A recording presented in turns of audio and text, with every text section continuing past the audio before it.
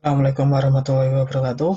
Perkenalkan nama saya Muhammad Arif. Di sini saya akan menjelaskan mengenai sistem informasi manajemen proyek 5 dan 6. Proyek 5 yaitu formulir pembelian buku web atau HTML. Word web atau WWW atau singkatnya web, suatu ruang informasi di mana sumber-sumber daya yang berguna diidentifikasi oleh pengenal global yang disebut Uniform Resource Identifier atau URI. HTML, Hypertext Markup Language, format standar untuk menulis dokumen web, pemrograman web, membuat aplikasi berbasis web. Aplikasi berbasis web, aplikasi yang dibuat dengan memanfaatkan mekanisme dan aplikasi yang sudah ada pada sistem web. Server di sisi server.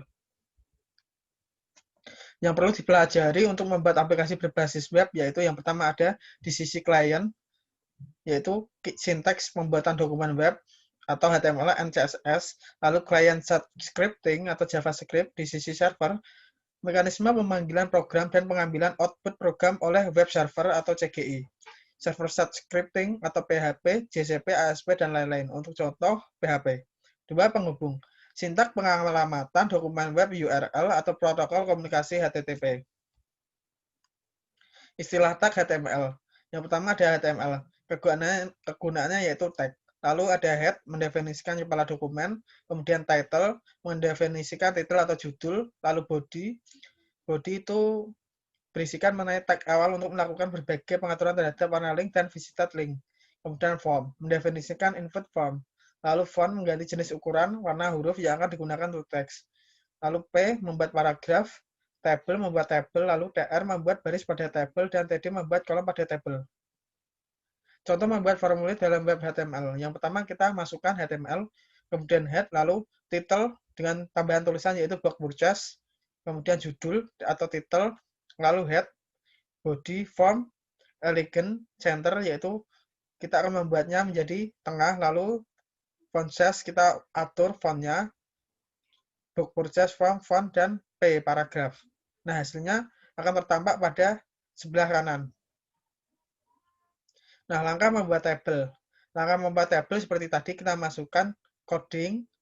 Yang pertama ada tabel border, lalu sama dengan 2, lalu TR, TD rect, lalu name TD, input, dan hasilnya akan di sebelah kanan, seperti sebelah kanan. Langkah membuat drop down. Kita masukkan kode-kode seperti yang tertera di layar, dengan tambahan seperti what course are you talking, lalu kita masukkan perintah-perintah yang lain. Nah, langkah membuat checkbox.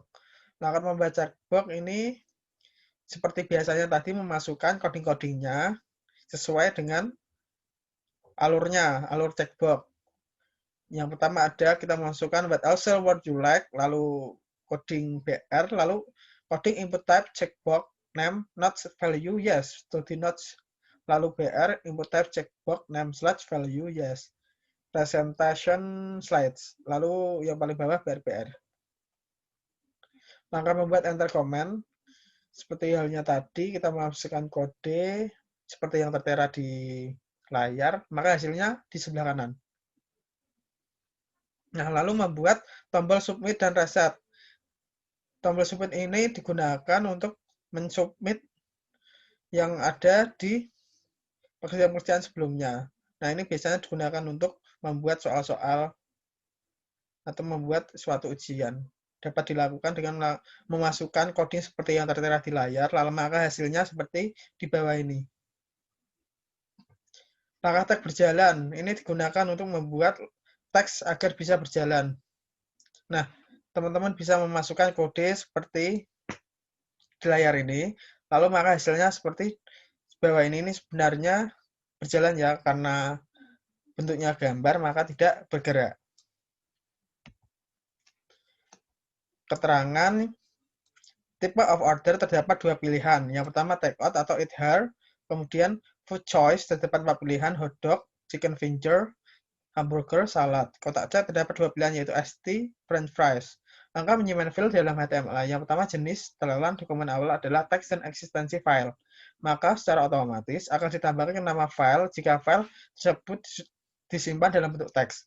Langkah pertama dimasukkan nama file seperti box.htm untuk proyek Anda, tetapi harus Anda tanda kutip. Jenis file yang dipilih yaitu save as type dan haruslah alt type. Nah, proyek ke-6 yaitu dasar-dasar spreadsheet. Mungkin teman-teman sudah mempelajari di mata kuliah yang lain, yaitu mata kuliah spreadsheet. Spreadsheet ini berkaitan dengan aplikasi pengolah angka. Pada kesempatan ini kita akan menggunakan Excel.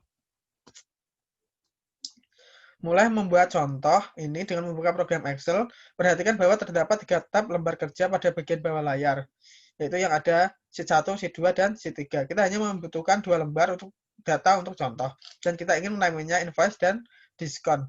Kemudian klik tab sheet 3 dan pilihlah perintah edit. Ikuti perintah delete sheet. Pastikan bahwa Anda memilih delete sheet dan bukan perintah delete. Setelah menghapus sheet 3, sekarang yang tertinggal hanya 2 lembar data. Nah, kemudian yang ketiga, klik 2 kali tab sheet 1 untuk menandai kata sheet 1, tekan tombol delete untuk menghapus nama sheet 1 dan ketikkan invoice. Jadi, kita ubah sheet 1 menjadi invoice, kemudian sheet 2 namanya diubah menjadi diskon. Nah, di figur P63 ini gambarnya yaitu membuka lembar kerja Excel baru. Contoh ini membuat sebuah struktur figur P6.1 menampilkan lembar data invoice, figur P6.2 menampilkan lembar data diskon. Tab yang ditandai pada bagian bawah layar memberitahu pada Anda lembar data mana yang sedang ditampilkan. Faktur ini berisikan 4 barang, chart, table, lamp, dan pillow. Masing-masing barang memiliki harga unit, dan sejumlah diskon ditampilkan berdasarkan harga masing-masing unit. Harga per unit dikurangi diskon dikalikan dengan jumlah unit yang dipesan menghasilkan harga keseluruhan.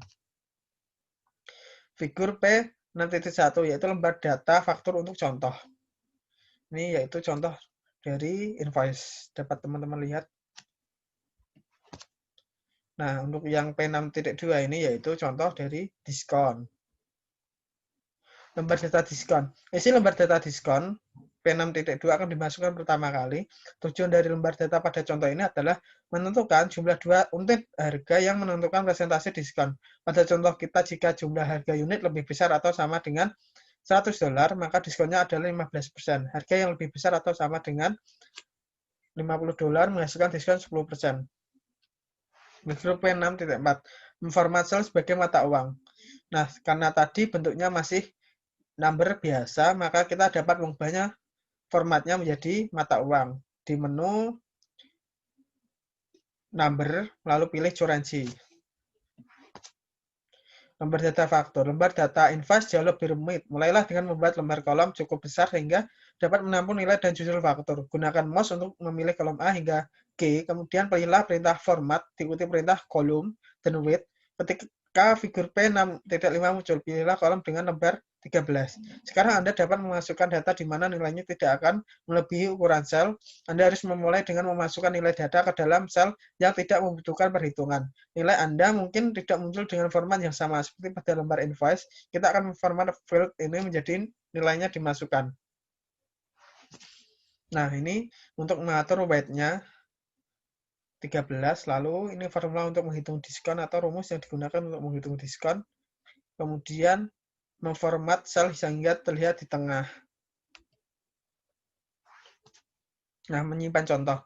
Anda sebaiknya menyimpan contoh Anda sebagai example P6. Excel secara otomatis akan mendapatkan eksistensi XLS kepada nama file. Dengan demikian, Anda dapat mengacu pada contoh ini ketika mengerjakan tugas di bawah ini. Ini merupakan contoh dari tugas lembar data formulir perencanaan dan tugas lembar data diskon. Nah, demikian penjelasan dari saya mengenai proyek 5 dan proyek 6. Terima kasih. Wassalamualaikum warahmatullahi wabarakatuh.